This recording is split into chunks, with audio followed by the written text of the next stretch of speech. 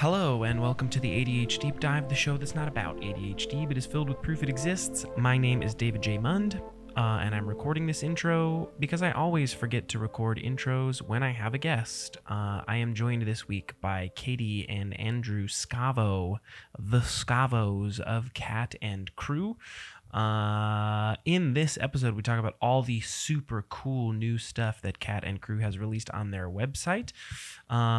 We rank some holidays. We talk about soup, salads, and sandwiches. We'll cross that bridge when we come to it. We also talk about some of the negative self-talk that happens in the music industry, in the art industry, in the general creator economy, when it comes to the like I said, the negative self-talk of working for yourself, running your own business, creating your own art, and putting it out into the world. Many things are covered in this episode, but one of the things that is not covered until the very tail end that I'd like to talk about right now. First of all, if you haven't heard Peach Rings by Midwest Skies, it is out now. Please stream it everywhere. I'm literally begging you to your face. Please do not skip this request. Please, I'm begging you. Stream Peach Rings, check out Midwest Skies. Also, check out the upcoming Midwest Skies schedule. We are all over the place. Ionia, Bay City, Bowling Green, Ohio, Grand Rapids, Cadillac, many other places that I'm forgetting in this moment.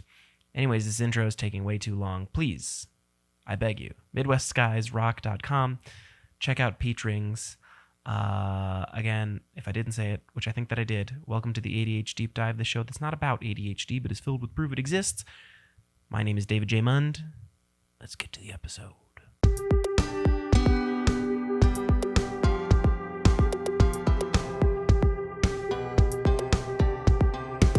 I saw that you just changed your name, or at least tried to change your name, so I think this is as good a time as any to say to your faces, aside from the day of the event, congratulations, you're married.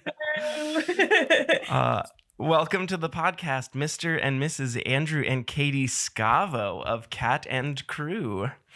Hello. Goodness. Okay, so like all the conversation I have had with you for the last few months has been in anticipation of this event. How has it been post-event? What's the cool down period been like? I don't think there has really been a cool down period. For I say some reason, but we know the reason. It's just because we're crazy.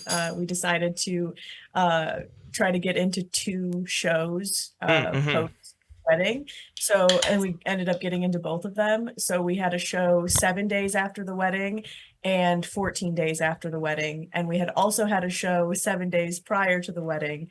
So it was like, get married and then prep for all of that. However, we did both take the week after the wedding off. And then Sunday, the day after, we got home from like the brunch and everything, brought everything into the house.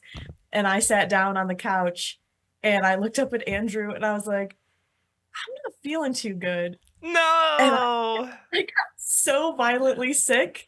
I was sick for like almost the majority of that week. No. So it was like trying to handle everything post-wedding. Obviously, our house is a disaster because we have like all the stuff from the wedding. We're also planning for an event and then an even bigger event that's the following week. I'm sick and like trying to find little moments throughout the week, like, let's go get breakfast really quick. I'm feeling okay. Let's celebrate ourselves, although the world is out to get us. Yeah, and so we got through those events, and then we've just had like a lot going on. We're always just so busy. And it's starting to slow down a little bit, and October is kind of cool because there's so much to do. Like, we love Halloween and like fall so stuff. Hyped. Right. And so we have some like days planned where we're going to do some stuff together, but I don't think we're really going to get to like decompress and really talk about it. Maybe when we get like the photos and the videos and everything, because I don't like, people say you have to, take a moment through the day to like check in with each other and say, wow, this is happening, because it goes by so fast. But no one really tells you that after your wedding, you don't really like remember it. Yeah. It barely happened. Yeah. Well, the first half is an adrenaline rush. Then the next day is typically a hangover. So like, you're going from, Yeah. Yeah. Can And I was, people were like, you look like your eyes were like glassed over, like you were just so like in the stars. I'm like, I was so overstimulated Yeah. the entire day, and Yeah. it was all good. It was like it was all good stimulation, but I was just like, there was so much to think about, so much to absorb, so much to take in, so many people talking to us, and having so many people you love in one place. Mhm. Not enough time to like talk to any of everybody. them. Yeah. Can I ask, maybe, I guess starting with Andrew, like what your capacity is for receiving compliments like that? Because a wedding day is like, I'm so proud of you, love you guys. Oh my gosh, when you were a little boy, I remember all this, Yeah. and then you have to be like, thanks. I can't take this right now, but thanks. I know that my capacity for that is much higher than most people. Oh yeah. Yeah, I don't know. I'm just a golden retriever little boy. And, I just love talking to people, and yeah, so it is overwhelming. Trust me, it was a very overwhelming day of, but I mean, it's all the people you know and you love, the people you care about most that are doing it. So like, it's a genuine thing. It's not just like, I don't know, some random stranger. For example, I went to Somerset Mall yesterday, which Michiganders, they know what Somerset Mall is. And as I'm walking through, I was going to the Apple store, which not even going to go there. I had a date yesterday. It's 4 people. unacceptable. Tight duster, bud. And I'm okay. By the time I got to the Apple store, I was like, people need to stop talking to me. So the stranger interaction is more difficult than. But day of like wedding, like, so proud of you. Oh my God, I knew you when you were this big or whatever. That was awesome. Yeah. What about you? How did you feel, Katie? I was good. Like, it was so amazing to see so many people, and the majority of my family does not live in Michigan. So unfortunately, a lot of my family couldn't get in for the wedding, but there was a lot of family that did. And so seeing people that I haven't seen in a few years, like even before COVID, because that made it hard. And then, like life changes and whatnot. Sure. It was really amazing seeing them, but it was also like, oh my gosh, I haven't seen you in 5 years. And now it's a hi, bye kind of thing. Yeah. It's bittersweet. Yeah. And then obviously nothing like goes perfectly well on anyone's wedding day, and we didn't make it to cocktail hour in time, and so that was gonna. But what an entrance to that you had! Yes. Yeah, cool. And that was a surprise to us. Oh, was it? Yeah, I had no idea. So my dad, I think he said he was at church, and there was a bagpipe player, and so my dad's Irish, and then obviously it was a Greek wedding in a Greek church. We're going to talk about that. Yeah. And there was like this big Mediterranean wedding, but he wanted, something of the Irish. A touch of Irish. A touch of Irish. Oh, that. So he was like, I really want to have this bagpiper at the wedding. And he told my mom about it, and he wasn't going to tell anybody. Hell yeah. No one. Not even the wedding planner. Not even the wedding planner. Oh, okay. And my mom was like, no, you have to tell Jessica. And Jessica being the wedding planner?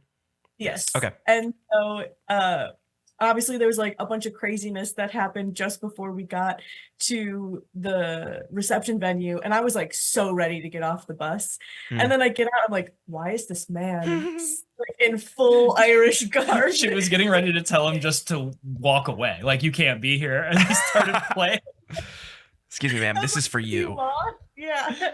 And then it was like, oh, that's so sweet. Well, just because like even when we were taking photos, like we're taking photos downtown Detroit, you have all these people like hanging around and asking for money and stuff like that. Yep. So I was like on high alert of, if you're not supposed to be here, go away, kind of thing. You don't see many bagpipe buskers though, so you got $1?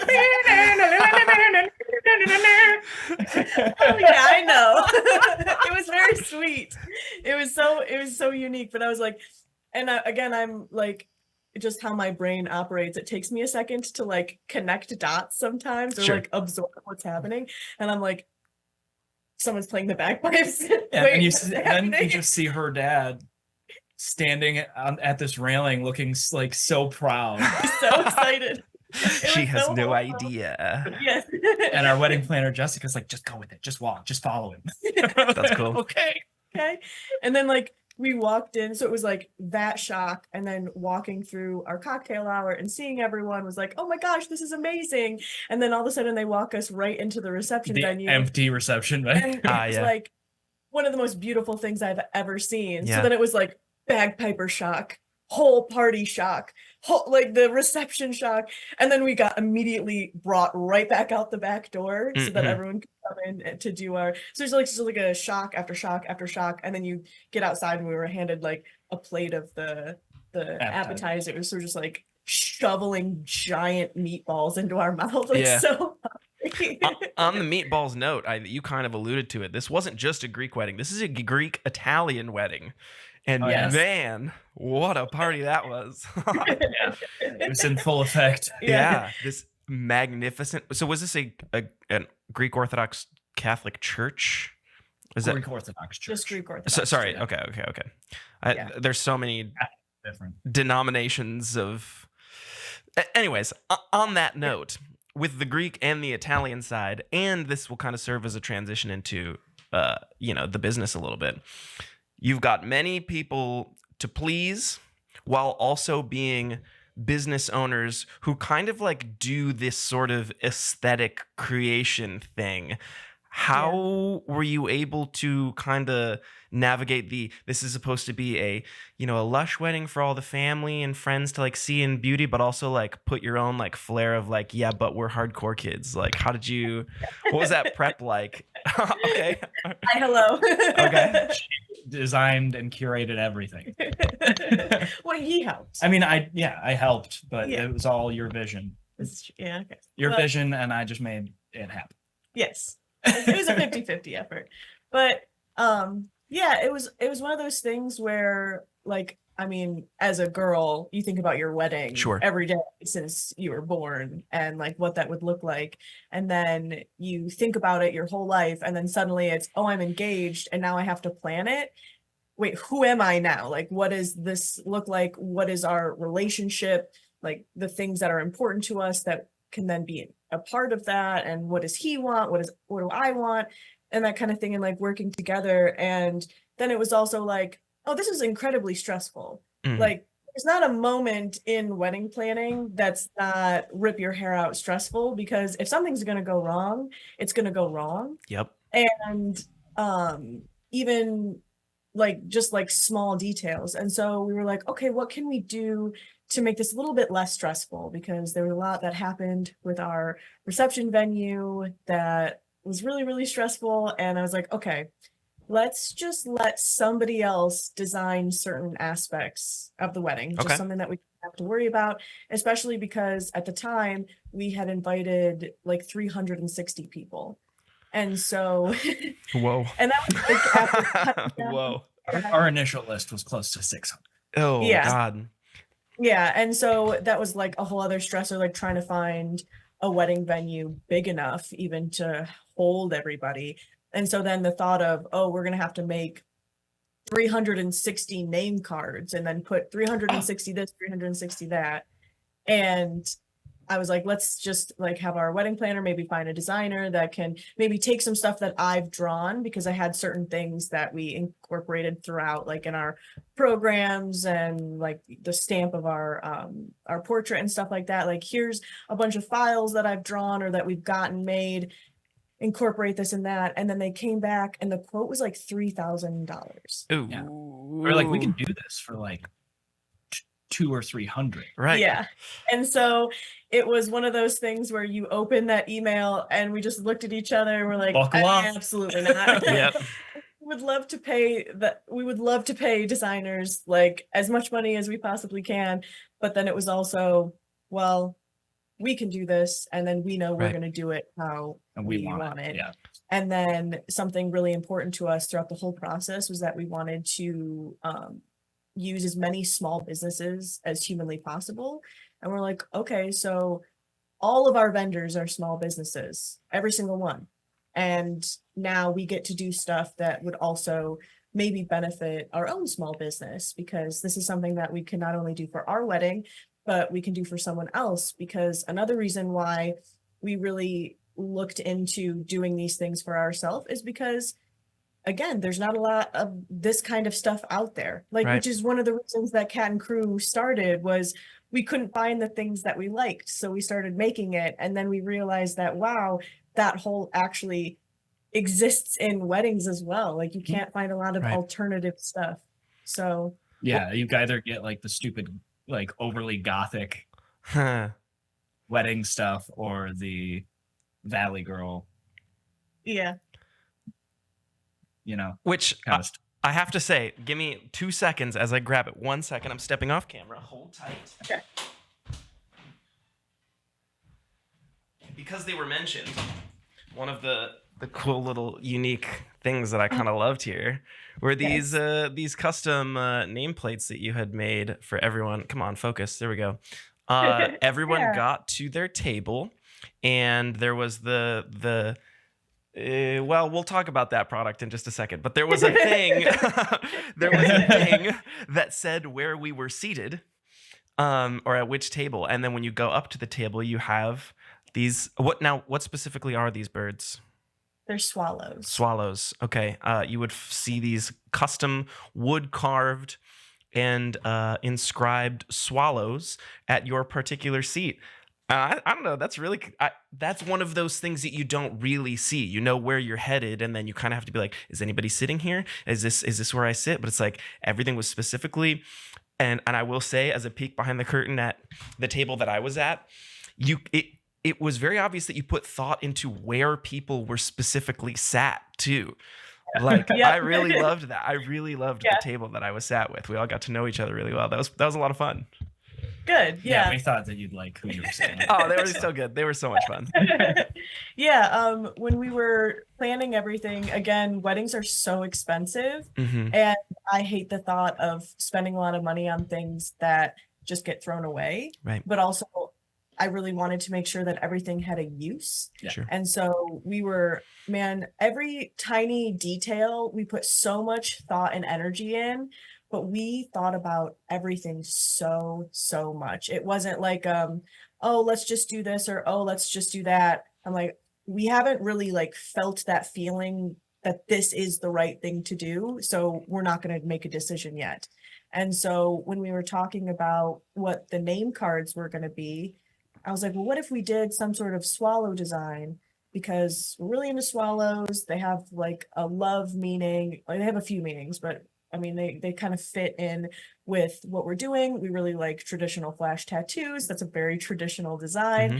So maybe that's something that we could do. So I was like sketching up some ideas and then thinking, okay, so if it were me, and obviously I overthink everything, so I know that no one would think about it this way, but if it was me, I wouldn't want like us to have two of the same thing. Like if we were a couple and we both got something and it's in the same household, then I would want something that kind of goes together. So then I was like, well, what if we had a set of swallows?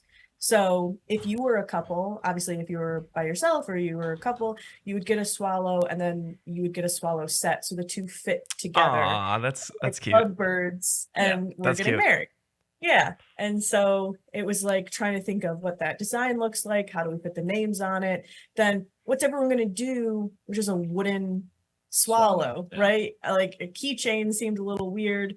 And friends of ours had made magnets as the name cards. Yeah, for their wedding. And we're like, oh my gosh, we could just put a magnet on Let's it. copy them. Yep. Yeah. Great idea. All art is inspired by other art. That's all it is. Yeah. It's not copying. Yeah. So, and you know, everyone always says that, you know, the wedding is actually just for your guests. And it is for us, but you're doing a lot for your guests. And Sure. and we really wanted it to be an experience too, not just like, hey, let's come party. Like I wanted it to feel like a unique experience. And so And they partied. they partied. Yes. It was a party. Yeah. So yeah, people were saying that it took like 4 days to recover from our wedding. It was fun. You also had, and just to be clear, I don't think there's anything that we're going to cross where this would fit. but I didn't give the preemptive before the podcast spiel about anything that we're covering that you feel in the moment, like, actually, let's just not talk about that. Let me know in the moment and I can cut it. Otherwise, if it's after the fact, it's a little bit more difficult. But anyways, after that, you had a little mini after party, which was like kind of fun. That is not often. Usually it's like the couple just pieces out and they're like, okay, everybody, we're off to our honeymoon or wherever. You're like, no, keep the party going. I kind of loved that. That was a lot of fun. Yeah, it was just like, we have the space for as long as we want it. All of our friends and the people that we love are here. We have an Airbnb in the parking lot of our reception venue. And as soon as I lay down, I'm asleep. Sure. So like, and the night's over. Let's just keep going. Like, right. We will have so much time together after. Of course, I get sick, so that kind of got. Yeah, and then I'll let you tell the story about walking up to the bar at the end of the night. Oh, so basically, they were closing the bar down at 11, and oh no, my computer's gonna die. Womp womp. And I walked up and I was like, hey, is there any way that you guys can just like keep the bottles that are open here and I can like take a case of beer and we can just hang out? You guys can go home, like take down whatever else you need to, just leave me this refrigerator. They're like, sure. We've never had anyone ask us to do that, but absolutely. Right? Yeah. Isn't the alcohol already paid for at that point? Yeah. And and then anything that we didn't drink, we got refunded on because we bought the alcohol through the venue. Sweet. And I was like, yeah, just take whatever's not open and leave me a case of beer and we'll be great. And they were like, well, first they said, let us call our boss because no one's ever asked us to do that. And then they were like, yeah, that's fine. Go for it. Yeah. And so I busted out a PA speaker I had in my truck and we just blared music in the venue while all the vendors were tearing down. Yep. And everyone was dancing, having a great time. And then it was really, really cold. So we moved the party to the Airbnb. Is that, oh, you're right. I didn't even remember until you just said that it did start getting really cold outside. See, I had this fucking, whatever, for my own context. I think I had told you guys, I had to change in the middle of your wedding because I was in that photo booth. And I'm like taking pictures with everybody. And somebody went, yeah. And then spilled a drink all over all of my clothes. No, so I came back for the second half of your wedding in skinny jeans and a t-shirt. I didn't even notice. I was fuck. Like, it was all grayscale, so that was fine. But also, yeah. I'm glad that it was there. I had the plan that I was staying there overnight anyways. Yeah. But I don't know. You don't want to be. There's always one dude who shows up in jeans and a t-shirt to the event, and I'm like, I don't want to be that guy. I'm gonna come dressed as if I'm going to a wedding, and then halfway through the reception, somebody spills their drink all over me. Like, I'm okay. I'm like, that guy. I even changed halfway through. I mean, I was still wearing a nice dress, but Yeah, you had custom. I'm the bride sneakers, right? Yeah, his mom and stepmom. I guess my mother. Your mother-in-law. Hey. Love them. Yeah, they had custom high, like the skate high slim Vans, all white, with Lady Scavo on the side of them. That was rad. As soon as we got engaged, everyone started calling me Lady Scavo. So it like everything wasn't like Mrs. Scavo, everything was Lady Scavo. Even like my hanger that held my wedding dress said Lady Scavo and all that kind of stuff. So that's pretty rad. Guys, it was one hell of a freaking party. That's how you want a wedding to go down. Yes, of course, it was beautiful and magical and all that stuff. But you remember weddings from the party. And it was a party. That was a lot of fun. It was a good one. Especially the Greek band just like doing their thing. Oh yeah, like, I didn't even okay, how did that come to be? So my mom really wanted a Greek band for the reception. Like that's very traditional for Greek weddings, like and Greek dancing and stuff like that. And of course, like the majority of the people that couldn't come to the wedding was my Greek family. Yeah. Sure. And so we planned like this whole Greek band and everything. And but our bridal party, they were troopers and tried to learn how to Greek dance because the first is like a Greek dance with the bridal party. If I can remember in the edit, I'm gonna put a video over top of that because I got video of that dance. Okay. A friend of ours posted a video of that, right? And so we're all Greek dancing. And it's basically just me. And they're like, this boy's been Greek for 3 whole hours. and he's suddenly Greek dancing. It was a really fun observation of about 20 people really trying hard to do it correctly, and almost none of them doing it correctly. Yeah. So at the beginning, like when we first got engaged, my mom was like, "Oh, I really want a Greek band," and Andrew was like, "I'll tell you, it's your story to tell." Oh, okay. After we got engaged, we drove down to Florida. So we're sitting on the beach talking about the wedding and how her mom wants a Greek band. And I'm like, "Oh, I went to college with this kid that is in a Greek band. I wonder if he's still doing it." So like I go on his Instagram. These or were whatever, your college buddy? Shout out Yanni. Hey. Thanks, Yanni. And I message him. I'm like, "Hey man, I see that you're doing first. I'm like, "Oh yeah, I have a buddy. He's in this band, Onero, right? Is that how you pronounce it?"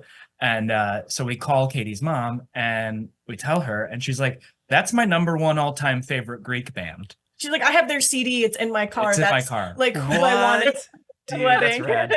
That's so super cool. From the beach, I'm messaging Yanni, and I'm like, "Hey man, I'm not sure if you remember me from, I don't know, 6 years ago in college. Yeah. How old are we? It's more like 9 years ago. 2 years. Yeah. What is time? In college." And he was like, "Yeah, of course I remember you." And I was like, "Well, I'm getting married to a Greek girl." He's like, "Good man." And we want, if you guys are free this day, we'd love to have you guys play the wedding. And he was like, "Sick, yeah, I got you. Cool. You're locked in." Yeah. So, yeah, that was cool. And then we were trying to figure out days throughout the summer leading up to the wedding, because there's like big Greek festivals and stuff like that. My mom even spoke to this woman that was gonna like put on Greek dancing classes for everyone, but everyone's so busy, which so are we. Sure. So it never kind of happened. And so we tried to teach the whole bridal party to Greek dance the night of the rehearsal dinner. 2 days before. Oh. Yeah. And it was so funny because all the girls are like locked in, like, okay, we have to learn this. And there's like 2 dances that you'll generally do. And I was like, let's do the easy one first, so you kind of get a feeling for it, and then do the harder one second. Everybody got involved in the easy one. Is this And the guys one were where like- you walk to the right and then you step over to the left and then you keep walking back to the right, and then the circle you one? kick, you like kind of kick. Yeah, I don't know if you did. Oh, my cat's going crazy, but it was like very much like step, kick. Yeah. Like very easy. That might And be then the the one I have the video of. Yeah. Yeah, the second one was a little bit more complicated, It's and the hardest dance of all time. yeah, and all the guys were like standing up on the side of the wall, and all the girls are like really focused trying to learn it. And I was like, "You guys need to know this one." And they're like, "It's okay, like we got the first one, like we'll figure it out." And so at the end of the night, I look at him and I was like, the harder one's the one they're gonna have to do on Saturday, because that's the first dance that we do. We were practicing in the hotel the night before the wedding. Oh, yeah. All those dudes hammered. A bunch of fucking degenerates. How do you do this? So funny. Something else we did in the wedding was so I really wanted to get disposable cameras, but like Right. I don't want to buy like 50 disposable cameras, and It's then expensive. yeah, it's just ridiculous. And so I found this brand called, I think it's Camera Snap, and it's like a digital disposable. So it does the same exact thing. It takes photos just like a disposable camera, but it's digital, and you can take It like, just saves to an internal memory card. You could take up to like 1,000 pictures on it before you dump it. Sweet. yeah. And so I got that's 2 of that's what that Yeah. what that camera was. And the photos that we got from that night are cursed. I can only imagine. That was the one where he was taking them all from this angle. Is that right? Yep. And it was so funny because I got 2, one for the girls and one for the guys. And the girls were like taking like cute photos, whatever. I mean, we were taking some fun ones the night before, but we had, I think, 15 photos. And he sends me like a photo he took of where his camera was at. It's like 275. Yeah, that one got filled up. We've only been here for 3 hours. I was like, guys, we need to take as many pictures as possible. And they did. We have an album of like 600 photos where 450 of them are cursed. Yeah. So, I think probably now, since we've kind of already dabbled on the business, you guys have been here before, KAT&CREW. We've talked a little bit. If you're listening at home and are interested in learning a little bit more about the business origins itself, feel free to check the link in the description for the last episode. But so much has happened with the business between now and then, and right now we're kind of preemptively, I mean, this is right, but we're shooting this right before the holidays. So it's October 12th today, which means the big ones are coming up. How, as a business, are you kind of prepping for holiday seasons? Or is that not really a thing that you're just more of a year-round, we make cool shit when we want because we want to do it? Well, the most of our events are in the summer, peak summer, and then towards the end of the year for the holidays. Sure. So we just got accepted into Detroit Urban Craft Fair, which was awesome. A solid event for us last year. I think they said 307 small businesses applied, and they only accept like a little over 100. Yeah. So that's a cool feeling, and we're very honored to be welcomed back again. Yeah, we did it for the first time last year, and that was the first like really big show that we had ever done, right? That was like the introduction to big shows for us. Mm-hmm. And so I think knowing that we did that, then we applied for DIY in Ferndale for this year, which is a show that we've always attended, never vended. And so being able to vend that this year for the first time was really, really cool. And I think that at the beginning of our small business journey, just because we have skulls and things are dark, people would associate all of our stuff to Halloween. And so, and then of course our like accent color was orange. So we have orange and black and white. And so it was, oh, you're a Halloween small business, which just wasn't true. We just liked the more alternative styles that were darker in color. And so we've started to evolve a little bit more. And while we don't necessarily consider ourselves a Halloween small business, Halloween is still a pretty important month for us. Yeah. So we're working on some sort of Halloween drop, maybe not fully around like bats and ghouls and ghosts and stuff like that. Happens to be a drop. But we might like something a little spooky, and we're working through like some sort of ghost design right now. And then we're pretty slow in November, and then December is just absolutely nuts. So do you think, well, first of all, you said that, and I was just reminded because it was a trivia question the other day when I was hosting. Apparently, even Spirit Halloween is no longer just a Halloween store. They are now opening up Spirit Christmases. They're going to be expanding the brand to be, because good for them. Well, first of all, good for them. But how was it sustainable for so long with just Halloween?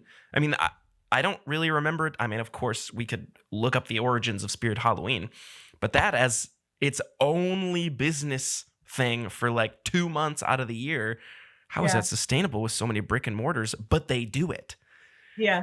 So the main thing is, even if you were a Halloween brand, you could do it. Right. Yeah. So I don't know, like it gets a little bit slow towards the end of the year, but December pops off, and then the beginning of the year. January. But I mean, again, like people are buying gifts and things like that. Sure. And then also now we're in this kind of transitional period where before we were like, okay, we're kind of doing these types of things. And now we're just completely flipping like the types of stuff that we put out. I mean, we're putting out brand new kinds of things. And even looking back to like photos from our very first vendor event and what our booth looks like now, it's just night and day. We still have some of the same stuff, but we're learning new techniques. Obviously my drawing style and skills have evolved. He's doing amazing things with the woodworking and the etching and stuff like that. And I just think that even like within the last 2 months, some of the new things that we have come up with but haven't said anything about yet, that's just in the works, right, is some of the coolest stuff that I think that we have ever made. So let's talk about that a little bit then, because if we're kind of full-fledged in the business portion of this podcast, what are some of the things that you wanted? Obviously, there's plenty of things that you cannot talk about yet that you're still gearing up for. But what are some of the things that you wanted to start doing as a business when you first got together, but you didn't have the means to do so, that now you're able to do? Like, what are some of the products that you're like, are kind of flagship for your brand at this point? I think that being able to etch mirrors was a huge game changer. That was probably one of the most well-received items that we have started making. And then trying to think of new ways, you can throw a design on a mirror as many times as you want, but we are definitely in the mindset of evolving that. Sure. And so we did like more simplistic things, and he's been really looking at different types of techniques to have different types of results. And I mean, some of the stuff that he has come up with is just really incredible. So I'm very excited to start sharing that. I love my laser. Can I maybe ask, there's something, I don't know if this is a KAT&CREW thing, but there's something directly behind you. Yep. Like, is that something you can tilt up to, or is that something you're keeping? Or you can just take it down, probably. I could just take it down. So this is actually going to be in our Halloween drop. Okay. Yeah, this is a new kind of idea. Hell yes. With, these wooden wall hangings that we're gonna brand as tattoos for your house. Yes. Yep. So kind of traditional style tattoos. That's These so are all cut out with our laser and then hand painted. We Yeah. have a few designs that we're working with, but Yep. we liked this one so much we had to. So this is kind of a new type of product for you altogether, right? Like, this isn't something you were able to do right away at the start. Look, what does it take to make these kinds of things? So actually doing DUCF last year, the event that we just got accepted to, because of that because of that event, that actually allowed us to get our laser, which was a huge turning point for our small business, because now instead of just being like, all right, I have to find supplies, or what can we make with our Cricut and things like that, it's now we have something where we can cut things like wood, or we can engrave. And even before, we were doing all of our mirror etching by hand with like this paste. And so we were just meticulously cutting out these images and Vinyl stencils. Yeah, vinyl stencils and like painting. And we were so sure about what we were doing, and then you ruin 15 of them in one go just because of one minor thing. And yeah, so now that we have the laser, like, we're able to do extremely detailed designs on mirrors and cut out literally anything we want to cut out.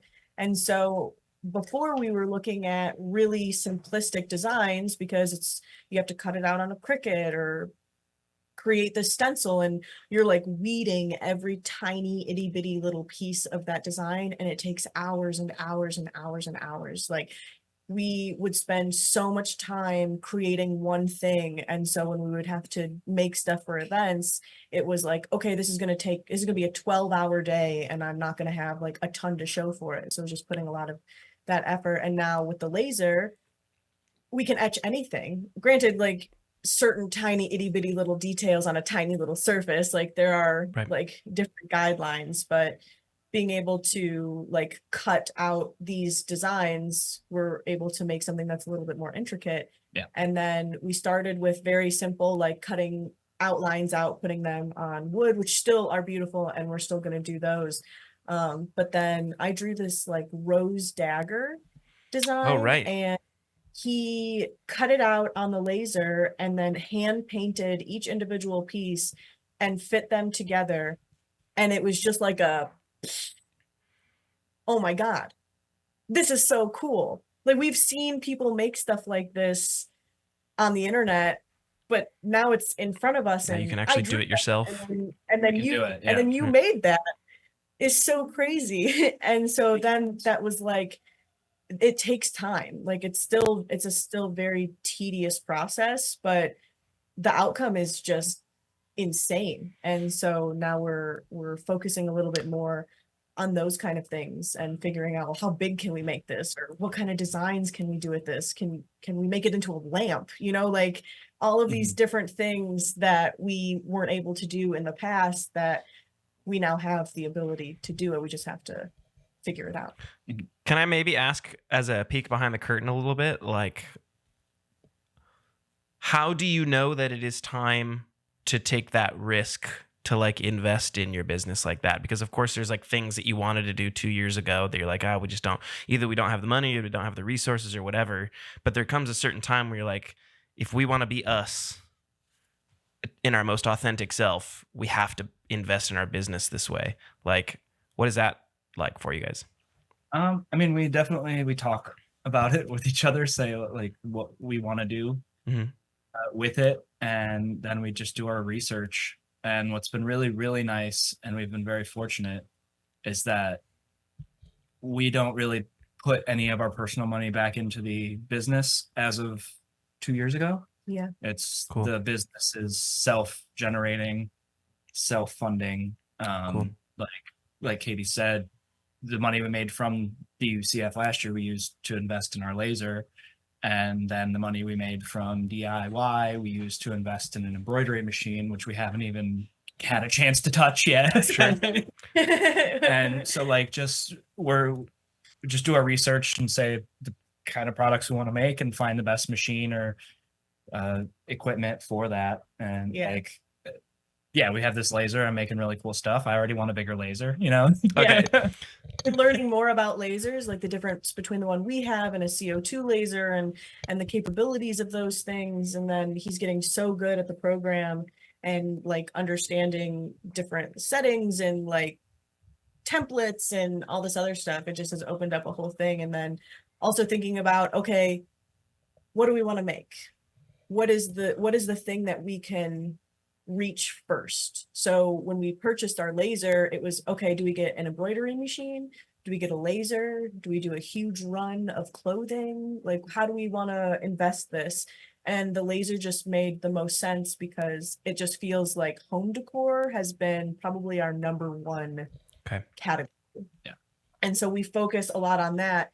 And then also thinking about the competition just in general in these different categories. Like there's a lot of jewelry vendors, there's a lot of clothing vendors, that kind of thing. And you have home decor, of course, like pottery and paintings and everything like that. But keeping with what KAT&CREW was initially started with, it was what's missing? What are the holes that we love that doesn't feel as accessible or is missing? And that just feels like, it just feels right. Every time we make something, we just feel really, really good about it. Mm-hmm. And if we try something, we're not like, oh, you know, I'm not feeling it. Let's just like scrap it. We're like, okay, we don't like this. Let's think about it. How can we make this better? And we've been really fortunate with being able to pretty much problem solve everything we want to do. And then now that we've been really successful with everything that we're producing with the laser, it was like, okay, I think that what's the next step? We really want to be able to embroider. And we had an opportunity to get an embroidery machine and we went for it. And so now that's going to be the next thing, but we're going to like work really hard, figure out like what that means for our business, not just like, oh, we can put a design on whatever. Like, no, like and we have ideas, like we have had some stuff planned for a long time that I know that we want to do. And then once we get through that, then it's going to be like, what's the next step? And we've talked about this, like we have like, we know what our steps are going forward. It's just when the right time is to start doing those things. And well, sorry, go ahead. Sorry. I just think that within at least the next year, like everyone's going to see a lot of pretty big stuff. Dope shit. Pretty big stuff. Cool.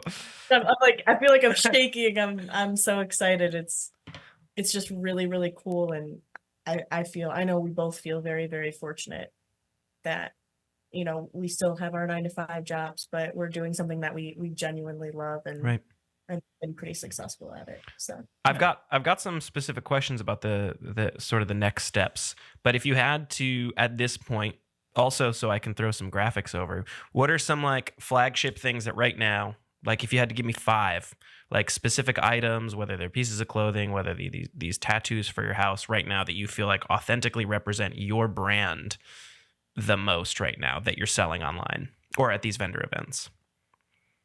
Okay, well, our shirts actually just sold out. They're completely gone. Oh, really? Like, I'm so glad I have one though. So we're trying to figure out like what we want to do with that. But the Sad Boys Club, Sad Girls Club was like a huge mainstay. People definitely impressed by that. And it's so crazy how within like the last 2 months, we're just like out and about and people are wearing the shirts. Yeah. Like so cool. We so many people out in the wild wearing them, and I like freak out. And like even like the other week, we were visiting Nina at the Rust Belt, and 2 of her friends came up. And shout out Twistful Thinking on Instagram. Yes, shout out Twistful Thinking. Yep.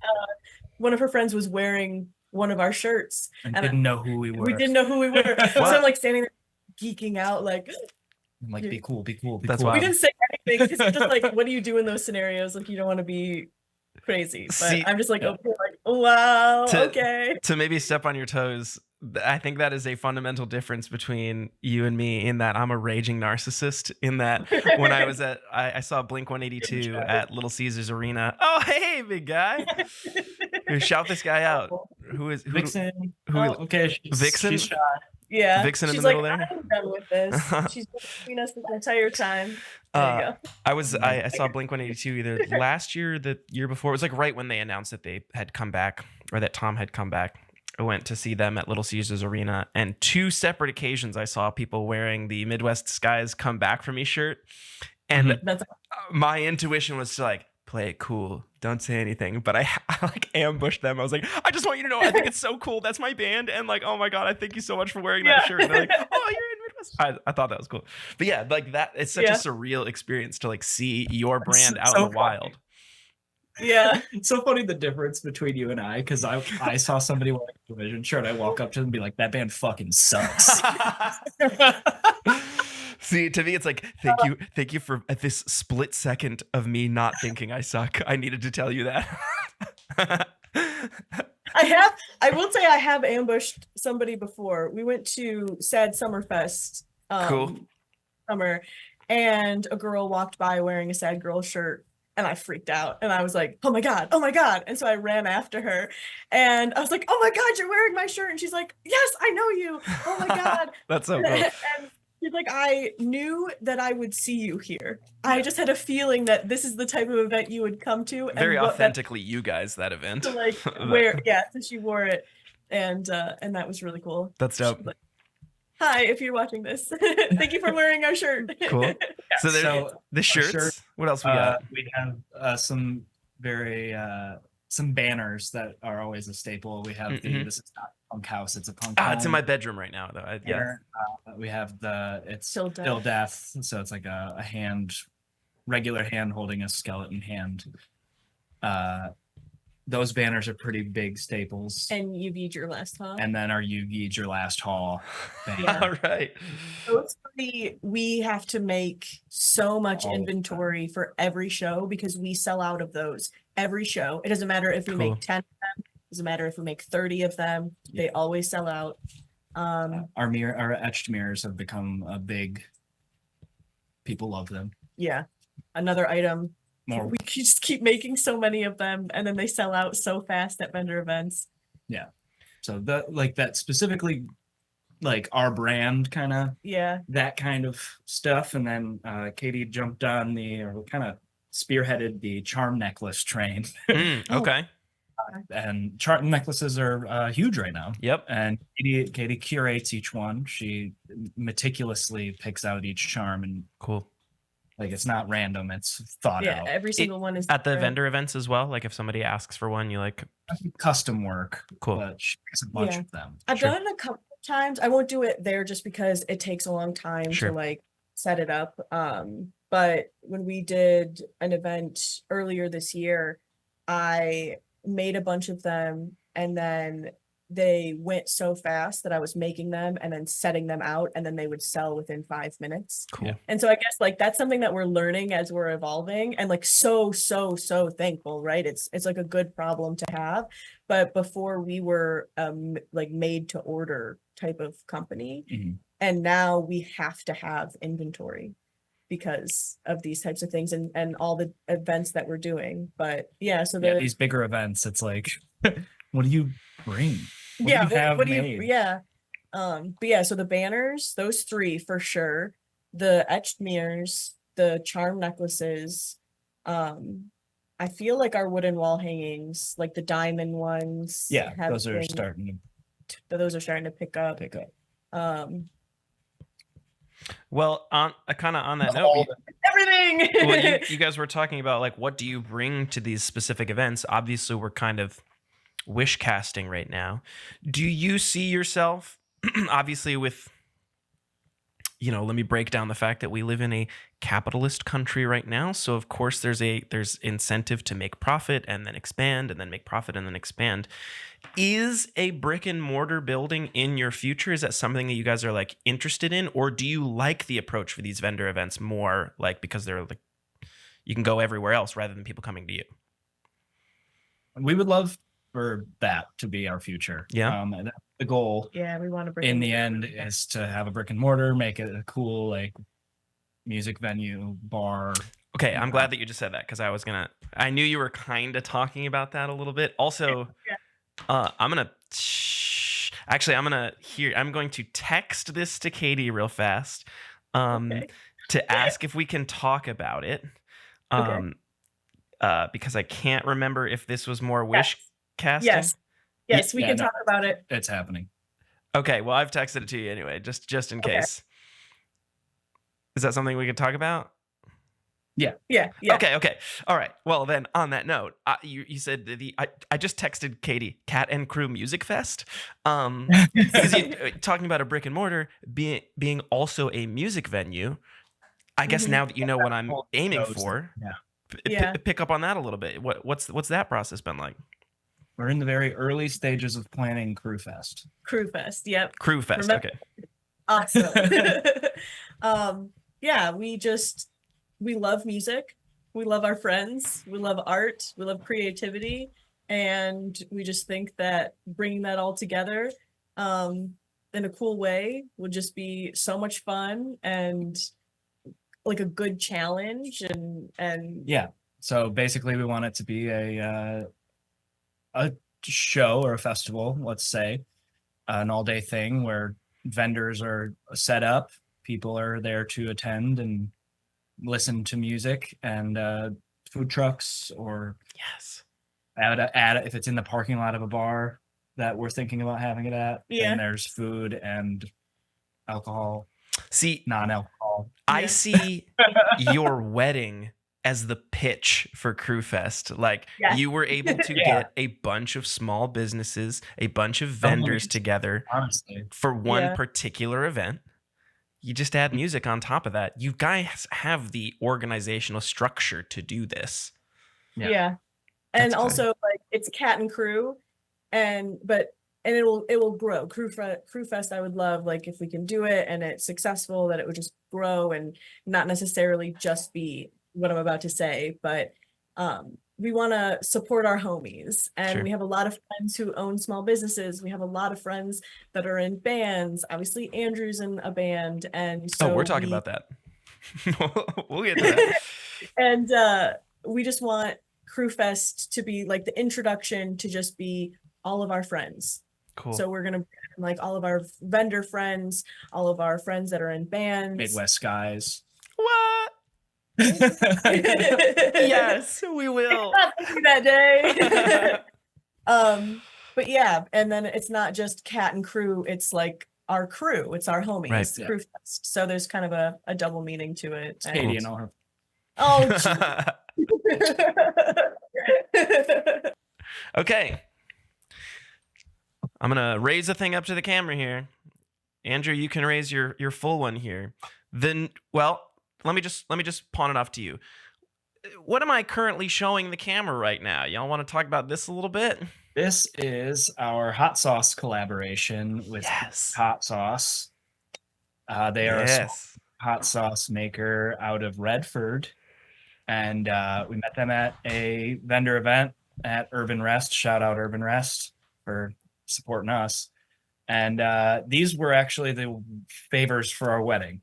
Yeah, let's flash back to that when I was censoring myself earlier. We would arrive to the reception area, and on this giant on this giant wall were shelves where, I guess hundreds then, Yeah. correct? Of small bottles of hard-style hot sauce from KAT&CREW and Beast hot sauce, and then attached to them were your your seating arrangement. So Yep. those were the party favors, and Yep. they told you where to sit. And That's the so sign- cool. The sign said, "Drop it like it's hot." And Yes. he made the whole display. Oh, that's right. Yeah. So basically, we reached out to Beast. They were like, "That sounds awesome. Let's get some flavors together." So Katie and I brainstormed and talked. Our first ever conversation was about breakfast burritos. Because I love breakfast burritos. Oh, like that was together as a couple. That was your No. Before we Or started before- dating. Yeah. Okay. All when right. we finally met on Tinder. Right. And her profile was something about breakfast burritos. Yeah. So that was my, corny one-liner. I was like, "Where's the best place to get a breakfast burrito where you're from?" Yeah. And I was like, "Oh, this is my husband." Yeah. Yeah. And yeah. And then Yeah. So brain fart. so we were trying to think of what we wanted our favors to be. And again, like we talked about how meticulous we were about thinking about everything had to have a purpose and what was it. And I didn't want to make favors that people would throw away or that you see all the time. Hey, you know how many bottle openers I have from people's weddings? Ooh, right. Shade, right? If it's what you like, it's what you like. Yeah, I'm just Yeah, saying. just we wanted to do How many something bottles am I opening? unique. Right. Right. And so something that we love as a couple is hot sauce. Every year we do a hot ones the day before Christmas Eve or around then. And we go to the store, we get a bunch of hot sauce, and then we try them in like the hot one style. And now we've started inviting friends over for a party and we play board games and stuff like that. But we Cool. have like 2 dedicated drawers in our or shelves in our Refrigerator. fridge specifically for hot sauce. And so it was like, wait a second, we met Beast hot sauce. They're our favorite hot sauce. We put it on literally everything every single day. Why don't we see if we can make a custom hot sauce? And so they were really, really cool about it. Yep. And then because like Andrew said, our first conversation was about breakfast burritos. Well, what if it was a breakfast hot sauce? And then what is a breakfast hot sauce? We got really, really obsessed with this seasoning, and I forget what the brand of it was, but it was an ancho chipotle coffee rub that I was Nice. putting in all of our food. Everything. Nice. Not everything. And so we kind of sent Beast the link to it. He was like, "Cool," ordering it. Yeah. And like a week later, he's like, "That seasoning's so good." So that's where we came up with the idea of the ancho chipotle coffee hot Yeah. sauce. So it is infused with real coffee grounds. Cool. So when you get the hot sauce, if you see black specks in it, that's not pepper, that's It's coffee. actually coffee. I don't know if you can. I mean, I'm just going to straight up read the ingredients here. Ingredients: dried ancho chilies. Well, I don't know. Is that like proprietary information? I mean, I know it's going to be public, but am I good to read that? It's not like the secret sauce here. I mean, it's going to be on the label. Right. Dried ancho chilies, bell peppers, onions, distilled white vinegar, habanero peppers, water, ground coffee, and spices. You know what I don't see in there? Xanthan gum. You know what I don't see in there? Other things that I can't pronounce. Yeah, it's very fresh. It's so good. Yeah. Oh, and then we had to decide what the name of it was. What was Yes, I was gonna say. I think a good portion of listeners might know what hard styling is, but if you're just listening to the audio, it doesn't click as well unless you see that image. Yeah. So go yeah. ahead. And which is interesting, like how we've had to try to explain it to people who don't fully Yeah. understand it, but it's okay. Yeah. It was for us, and like Sure. you get it. But hard styling is something that we do for like literally every photo. We've hard styled our entire relationship, and then he actually proposed by hard styling. We hard You styled. did? Yeah. Yeah. So since like when we do that, when we take pictures, right? So we Okay. So, sorry. I guess I do have to, just in case, if you don't know what hard styling is, Yes. verbally take us through that. Basically 2 parties take a knee facing each other. Yep. They lock hands like this, and typically you dead face or very straight face, Yeah. so you look tough. So tough. There's the thumbnail right there. And so we went out to dinner with some family, blah, blah, blah. After dinner, we took a little walk. We were on a bridge and we took a family photo. And I was like, yo, we should get a hardstyle photo on this sick bridge, dude. And I'm like, of course. And so I literally went over my head. I had no suspicions, nothing. I'm Nice. like, yeah, that's normal. And yeah, so we hardstyled and then she stood up and I didn't. Yeah. And he Oh, and then all coming out of the bushes. Yeah, I had friends there taking photos. dang. So it was like, what do we So call slick, bro. Yeah. What do we call our hot sauce? Well, Hardstyle. the heart style, because that's like one of the most significant things in our relationship. Nice. And it's tough, And dude. it's tough. It's better than calling it the breakfast burrito hot sauce. I designed the label, so I did Yes. that. And that's our hands. Tough. I was gonna say, that's gotta be like modeled off your hands. If you don't know that this hot sauce is tough, Scott was coming for you with his protein shake in hand. Yeah, this man opened up a protein shake before the podcast started. Just to be clear, I'm up with my pro, bro. you got a bulk. Bro, bro. I don't even think that's something that anybody says. It's yours now. This is the ADHD Gotta bulk pod. get a copyright just like that guy did on Bleg. Yeah, dude, that guy. I'm Fuck that guy. so upset. We literally put out hats that said Bleg on it. There's Oh. a company called How can you copyright a blech? like Yeah. I've seen 2 TikToks about it. I don't know if it's true. But Yeah. if it's on TikTok, you know. Because we also have a new product dropping with our Halloween, because we dropped it at DIY just as like a little sneak peek. And it's a dad hat that says Bleg in really small lettering on it. Dope. And I love it. And now. Oh, I forgot about our silly goose on the loose hat. Oh yeah, let's cut to that. The Sorry. silly goose on a loose in general. The silly goose on the loose tote and hat and keychain is probably our #1 seller. All 3 of Love those. that.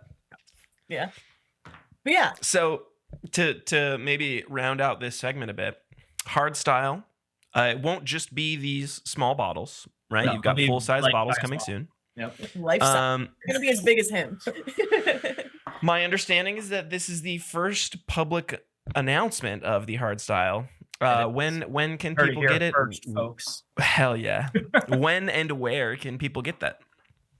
We're still figuring out exactly how everything is going to work, but we're going to have full-size bottles before Christmas in December. Cool. We have a pop-up at Urban Rest In Ferndale, Michigan. the Love it. weekend before Christmas, I think it is. I'll have to double check, but and we plan to for sure have bottles to purchase there, and then we'll have it on our website and things like that probably as soon as we can get our hands on it. And then it'll just be included in all of our pop-ups, and then Sweet. We haven't discussed with Beast, but they're in a lot of the plum markets around the southeastern Michigan area. Cool. Yeah. So kind of figuring out what it means, but we'll have full-size bottles, and everyone can try it. I'm sure on the logistics side, it's pretty easy to just snag one at a vendor event. But is there a difficulty in like shipping perishable items? I don't know much about that. So from what I know, it has like an 18-month shelf life. Yeah. No problem. No problem. Yeah. Cool. I know on the Because it doesn't need to be refrigerated until it's opened, right? Yeah, exactly. Right. So they And this was bottled like this will be the exact same hot sauce. The only difference is that the seal of approval isn't on it, but it was bottled safely in a facility. I actually got to see his facility. Yeah, we got to tour his. That's pretty cool. Yeah.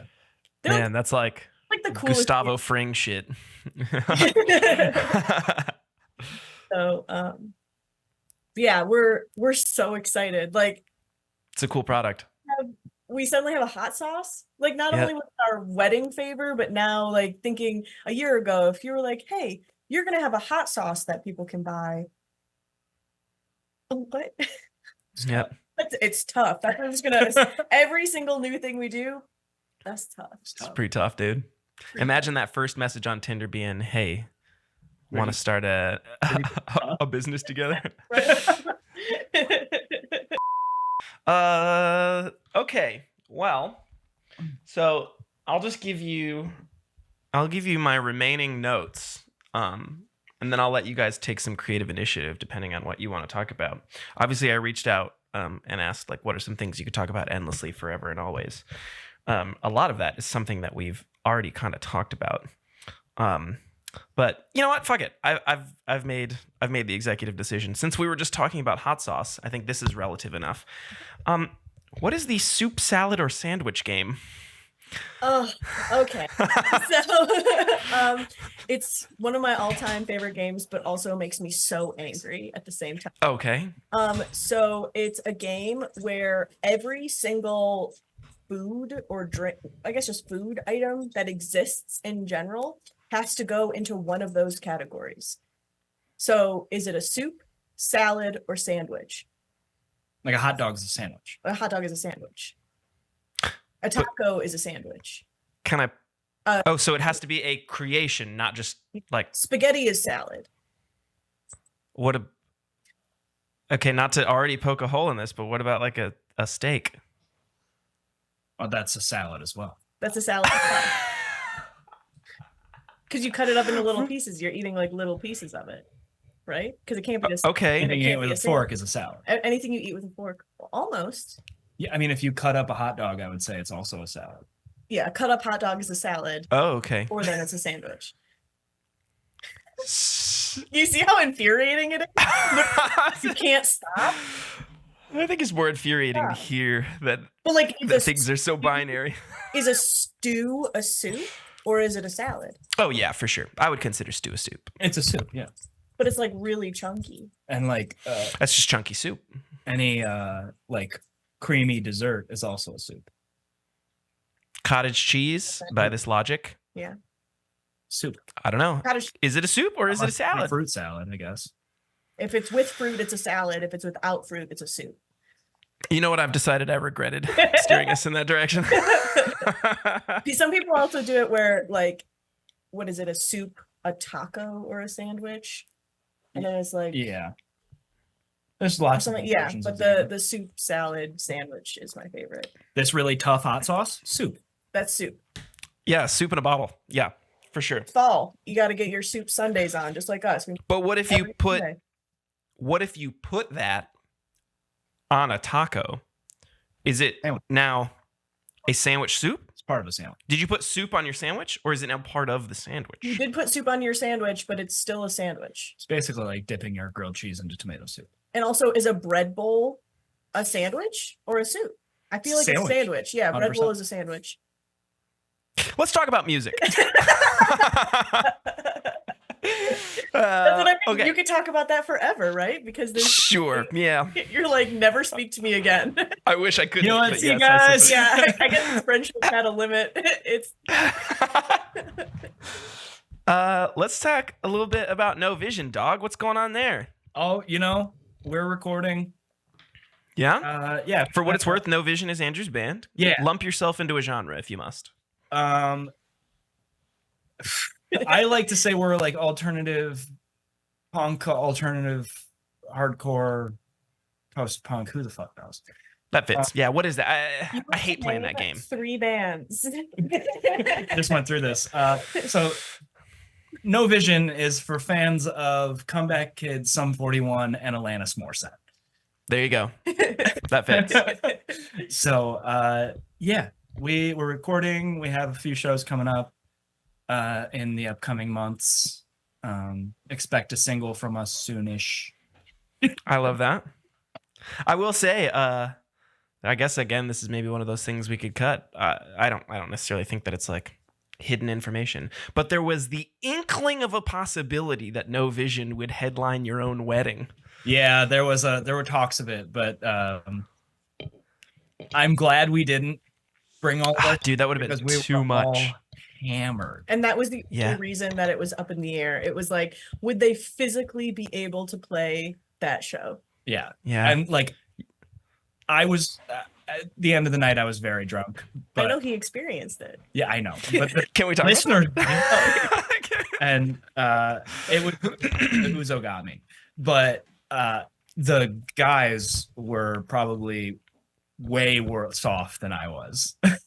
Sure. What portion of was how many of the dudes on your groomsmen side were of no vision? All Oh, that was no, just I meant like no vision with all of the dudes in the band were part of your Danny, okay. Anthony, and Jack. So the other pieces of no vision were groomsmen. I see. Yeah. Now, once upon a time, I don't know. Katie, you play bass, is that correct? Or do you to what degree do you consider yourself a musician as well? Because you're not currently in a band, but you play, right? Yeah, I play guitar, bass, and sing. Is there still aspirations to pick music back up? Yeah. So we were in a hardcore band and there was just like so much stuff that was going on, and that kind of we just like took a break from that.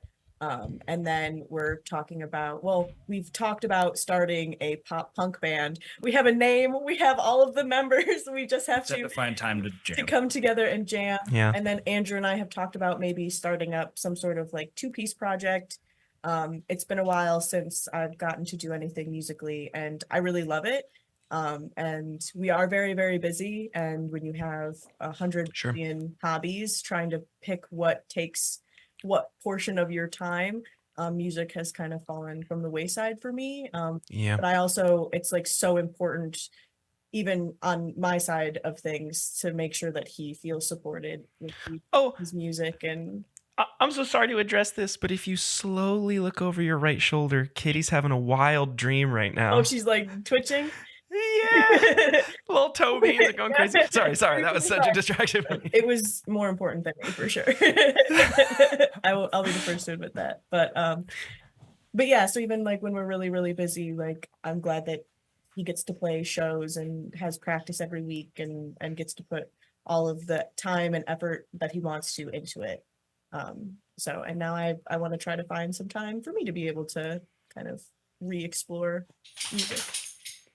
I will say, maybe selfishly to take the floor here for a minute, there's this thing happening with Midwest guys right now where I feel like for what it's worth, without supplying any of the necessary backstory that you're a little bit familiar with, it was really hard to be in Midwest guys for a little while. It was like I entered kind of as this like third wheel of two guys who were good friends with each other, who have been through the music scene for the last 10, 15 years or so, where I had taken 10 years off. So I come in with this like, we'll definitely call it ego, but also like blind ambition of like, at any cost, this has got to be my thing. Like, I have to sacrifice all my other things to focus solely on this thing. And I had a much more contentious relationship with music when I saw it as, if I don't have this, I have nothing. But to kind of pivot to what you were saying with No Vision and KAT&CREW and your other creative endeavors, the moment it flipped for me that this was just one of my many things that I get to do creatively, suddenly I'm so much more in love with it than I ever was. The guys in the band were in a very good place, like as far as the friendships go, but also like creative, what is it? Syncopation? Is that the word? We're in sync is the main thing. So like personally for you, how do you not rank, I guess, but how do you balance these creative endeavors when like one of them has to be the thing, but the other things are just other things? Like, do you have a mental rank for your creative pursuits right now? Or is it just, I want to do all of these things at any cost? Both of you, I guess. Well, for me, and then I'll let you, but we try to do as much as we possibly can. If we have, let's say, a vendor event and then he's asked to play a show, like we'll check in with each other and it's like, hey, I really want to play this show, but that will affect you and you will have to handle this, or vice versa. What is the plan? And normally he will still be able to play the show. I'll have a friend come help or something, like we'll figure it out. But but I think it might be case by case, but you can. Yeah, I mean, it's nice that we're a team, right? It's not just one of us Sure. doing all of these things. So for me, there's no specific order. There's no like rank. It's the music is to keep me sane. If the few years that I was not in a band since I've been in bands, like the time between, they were dark times, man. Yes, dude. Yes. And not just for lack of performing, but lack of being able to just kind of get it out. I'm typically a very mild-mannered human, but when I'm on stage, I'm a little bit different. Cut to footage of No Vision Live. Yeah. And so without that release, I think that I would be a lot more stressed out about things. And so I take that into account. And then I'm best friends with all the guys in my band. So like it's when we have band practice, it's just like hanging out with my friends, you know, which is very important. And to maintain those relationships. But then the business, it's like, okay, this is like the future of us. So the business is the most important thing. If we had the opportunity to do a huge event or play a show, like, sorry, I have a huge event that day. I can't leave Katie alone to do that. Right. Yeah. But like I also never ever ask him to stop playing music, and like I love going to his shows. I get so upset when I'm busy that day or can't attend. And I love that band practice is usually at our house. I just love being a part of that and experiencing it.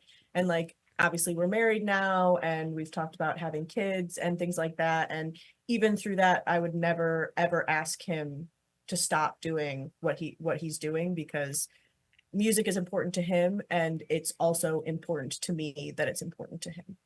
So there's also this trope of resentment too, where it's like if you are asked to not do what fulfills you, you start to resent the thing or person who asked you to stop doing those things. So it's like, and I know last episode we kind of talked a little bit how, and again in a tropish way, communication is crucial to that. Yeah. But one of the things that I don't really remember us getting to, and if I may project here for a moment, is just conceding.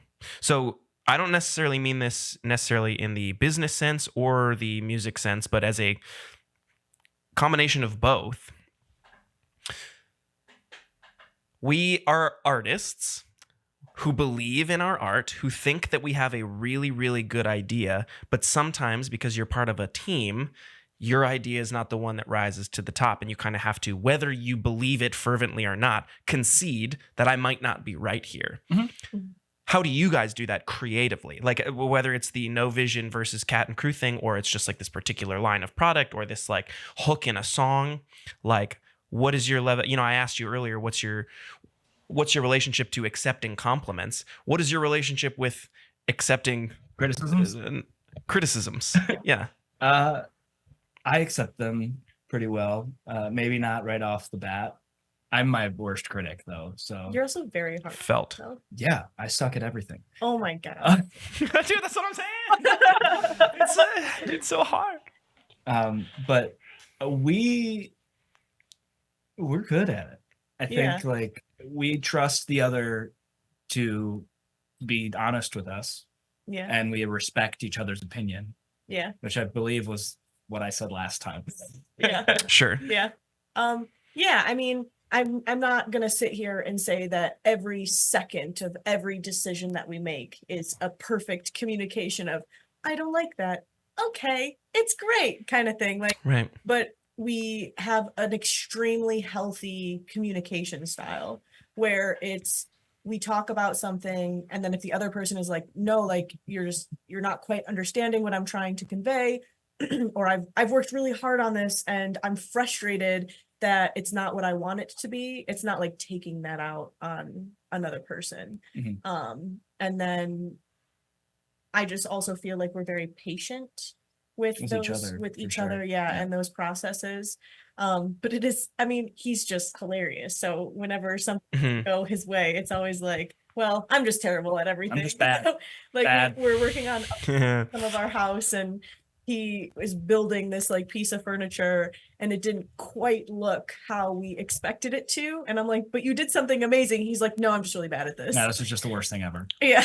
And so, but I know that I relate to that. he's joking, but also he is very hard on himself. Also not joking. Also not joking. Yeah. There's this, see, I relate to you in a big way here in that, like, it's sort of a self-defense mechanism to be like, I suck. Because, like, if I can laugh about it, then I can be like, haha, I suck. Typical me. Oh, gosh. But then in the times that I actually believe I suck, maybe this is toxic. I don't know. If I think outwardly, like, and physically speak it, I suck, and somebody else is in the room, I don't know if this is like this desperate inner voice just trying to be like, please tell me I don't suck. Please, Yeah. please, like, you hear me right now criticizing myself. You know better. Do I suck? In order to get that answer out of you without saying, do I suck? It's more like, I suck. Tell me I don't. Yeah. Tell me I don't, please. Tell me. Yeah. But So maybe that's also, toxic. like, But is that you deciding that, or is that because someone has said that to you throughout your life that then you believe? And I also say that because I have felt the same way, and like I have had a lot of like traumatic things happen, and I had to like really learn about who I am and separate the things that are true from the things that have been said to me. And Right. I literally just said this to a friend the other day who's going through not such a great time. Just because someone says something to you doesn't mean that it's true.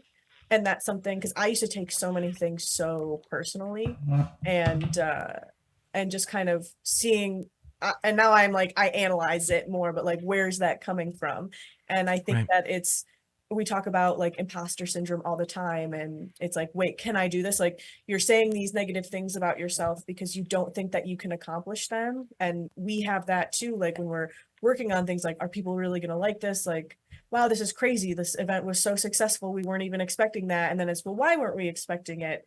And then it's just like, no, like we're working really, really hard. And if someone doesn't like something, that's okay. But kind of seeing where those, I don't know, just being in a very, very healthy space and like talking about this kind of stuff all the time and like understanding where those reactions and those feelings come from, it just kind of helps separate them. So yeah, David, you're really good at what you do, okay? Yeah, don't be so hard on yourself. Yeah. Thank you, Mom and Dad. I appreciate you. And your feelings are valid, but just always remember that when you're talking to yourself like that, is it you talking to yourself or Right. somebody else talking to you?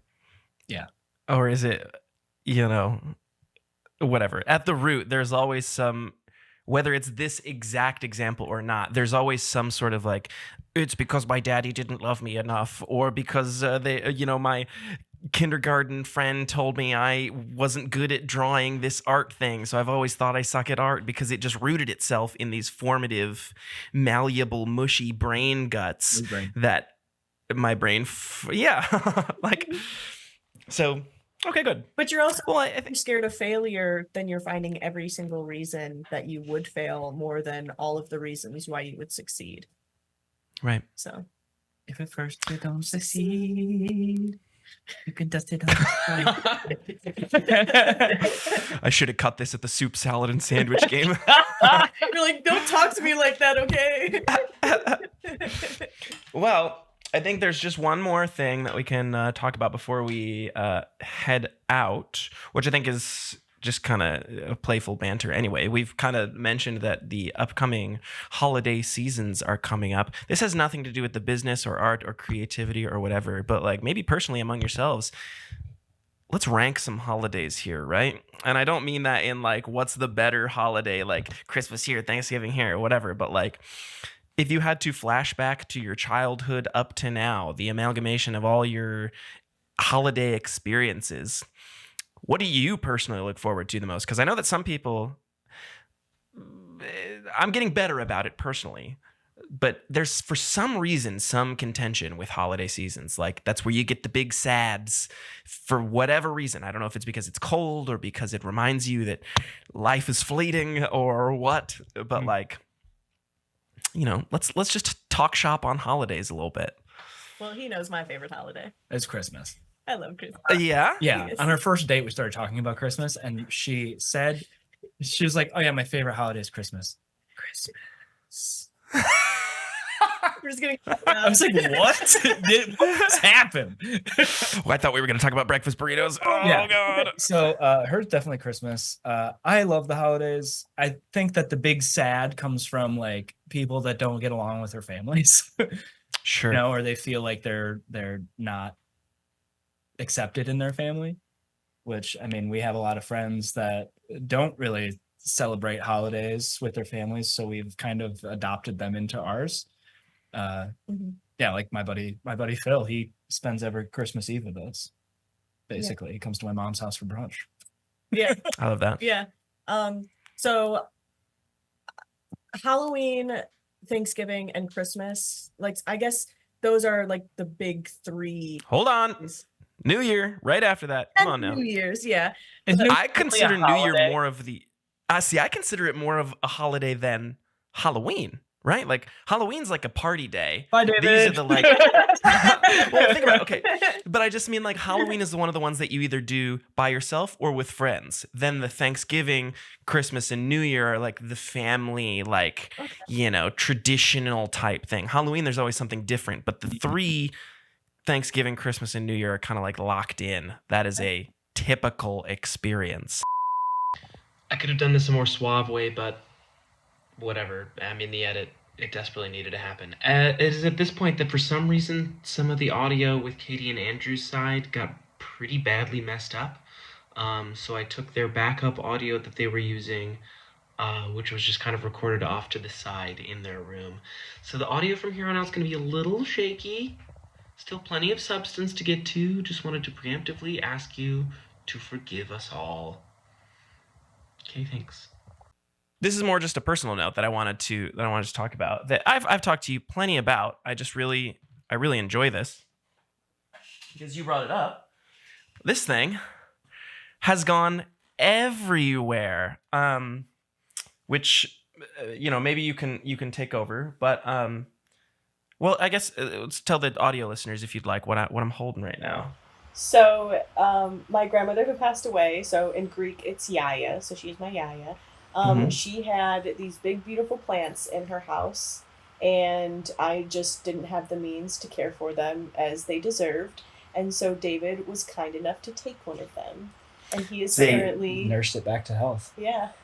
Yeah, this is a big old snake plant, which this is just the one that was bulk attached to the roots, or to the mother node.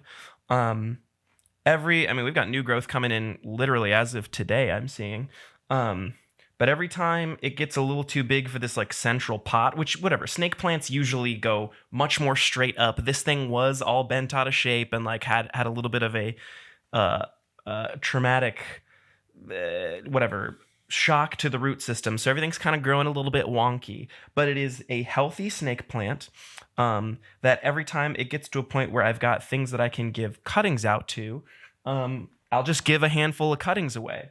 I love that. So I would say probably at least over 10 people have taken parts of this plant, spread them out across the state of Michigan. I've got one in New York City right now as well. And so this plant lives on. It has been a very what is it? I guess I was going to say fruit bearing, but it's not bearing any fruit. Just a very healthy growth of a plant. Didn't expect to cry on a podcast today, but we're getting there. Yeah. So I appreciate you trusting me with the life of that plant. It's not only doing well, but it's clearly got a little bit of wonky character to it, and it has spread across this great United States. She'd be proud. It took up half her kitchen. She just had all these big plants. And then it was huge when you gave it to me. Yeah. Like I think you gave it to me in a couple of different pieces as well. Yeah. Yep.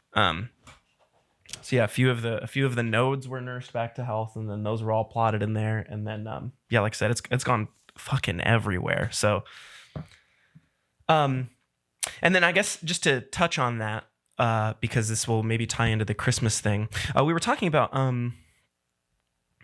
that a lot of people like have this contention with holidays because of some sort of family dynamic. I think that's what I used to tell myself, is that was my issue with the holidays. I think it's it might be the opposite in that, my family is much better now than it ever was. There's no like heavy contention in our household, but nobody ever had anything close to what would be considered middle class money. This was always lower class, lower middle class, on the edge of poverty family. So I think a lot of my guilt comes from not that anyone in my family makes me believe this. There's just this like general aura of, what are you going to get this person? What's this gift? How are you going to specifically tell this person that you care about them with this physical item? And, you get the advertisements on, toy products, or so that there's a lot of weight there for me. And again, not that anybody in my family has necessarily ever made me feel this way. I just know that when I get to a certain level of financial stability, one of the big things I want to do is give more. And all I can physically give is my time. And yes, if I were to be talking to my therapist, they would say, time is all you have to give. We're only granted an X amount of time. So what you do with that is more important than the physical things that you give other people. However, because I can't do that, one of the things that I have been doing is, especially as of recently, plants are a gift of mine. And that like I have something that I can physically curate and build and grow and care for and love myself, that then I just take a little piece of shears, hand this off with a few instructions on how to curate and love it at a fraction as much as I do. And then what you do with that is yours. The same way that if I was to give you a brand new TV, you could enjoy that, but you also have to be careful with it. Don't drop it. So yeah, it feels like a more sustainable way to celebrate the holidays gift-wise is giving people plants. So I really like that. That's great. Okay. Let's see. Shit, guys. I think that's it. Other than, let's plug some dates. Yeah. Vendor events, no vision events, anything coming up? Yes. No Vision's opening for single mothers next Friday. So that's cool. Where at? At the Sanctuary in Hamtramck, Michigan. You're saying the 18th or the 25th? The 18th. Coming up. I don't know if this will be out by then, but... Yeah, so the plan is, it is currently the 12th. The plan is to, as soon as I'm done with this call, I have another call after this, and then I'm going to try and get this chopped up and edited, which means I might ask you, there's a couple of things I might ask you to send me images of so I can put them up for the video version. We are going to be pretty much out of the house today, but I can send them to you tomorrow for sure. That's okay. I think one of the things especially that I'm going to do, and maybe this is a peek behind the curtain, and who knows if this even makes it in, the video version will be pretty straightforward. I'm going to try and lean into clips like we did before, so that we can kind of push in a more streamlined way some of the products a little bit. So maybe the images will be more relevant for the clips, and the video version will just be the conversation. But I still want to include images in that, but I can look up a few things, and anything that I don't have, I just won't export until I have the images later tonight. If you need pictures of him punching himself in the face at a show, I got lots of those. Yeah, there's that. There's let's see. I've got so many loose notes now. Anyways, yeah, there were some things that I wanted to specifically reference. Okay. But so vendor events. Oh, so Friday, Hamtramck, single mothers, no vision. Friday the 18th. Yes. At what's the venue? The Sanctuary in Hamtramck. The Sanctuary. Also playing with the Carolyn and former critics that day. At that show? At that show. Fuck yeah. And then KAT&CREW, we have a vendor. Our Halloween market is on the 27th at Urban Rest of this month. And then we will be at Detroit Urban Craft Fair, which is the Masonic Temple, on December 7th and 8th. Hell yeah. And then I think our other holiday market is the 21st of December, and that could potentially be the first time that we vend with our hot sauce. Yes. So those are all the ones we have. Full bottles. That's all we got right now. We could potentially have a couple more, but... We'll see. You can find any of that information by going to KAT&CREW. That is KATANDCREW.com. You and I will talk a little bit later about whatever Monday offers, but to a small focused degree. Are we still? Am I still saying the thing in that? Go to KAT&CREW.com, enter the promo code Monday. That's MUNDAY for 10% off your first purchase on limited items. Check whatever C-store for details. That's what it'll be. Go to KAT&CREW, KAT&CREW.com. Enter the promo code Monday. That's MUNDAY for 10% off your first purchase. C-store for details. And then for what it's worth, because I have to, while you guys are staring at me, go to MidwestSkiesRock.com. We've got a handful of dates coming up. We've got Ionia, Michigan on October 20th, Grand Rapids, Michigan, October 25th, Bowling Green, Ohio, October 26th, Cadillac, Michigan, November 27th, Bay City, Michigan, November 30th. And then we're back in Grand Rapids for the December 14th for our Christmas show that we got to get you on the next one, dude, if we don't have you on this one. Like, I know there was you guys are also, you have a show. Oh, wait. No. It got moved. Yeah. Right. We'll talk about that off air. I know a little bit about the specifics. Yeah, shout out Midwest Skies, dude. New songs, great. New music videos, great. You guys did an amazing job on that. That song is Chef's Kiss. Thank you very much. I appreciate it. Dog, check it out if you haven't. That's tough. It's tough. It's tough as fog, dude. Yes, check out Peach Rings, available now. The last episode that we shot of the podcast 2 weeks ago was kind of the lore and history behind Peach Rings. So if you enjoy it and you want to hear more about how that song was composed or some of the juicy backstory as to why the lyrics are such a bummer, go to the most recent episode of the podcast. Shit, guys. Also, maybe comment that David's really good at drumming and singing so that he can stop saying mean things to himself. Yeah.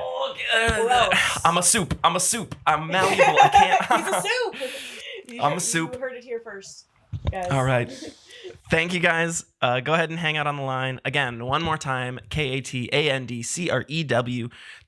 KAT&CREW. Enter the promo code Monday, MUNDAY for 10% off your first purchase. Check out No Vision. Shows coming up, new music to be released, no official dates, correct?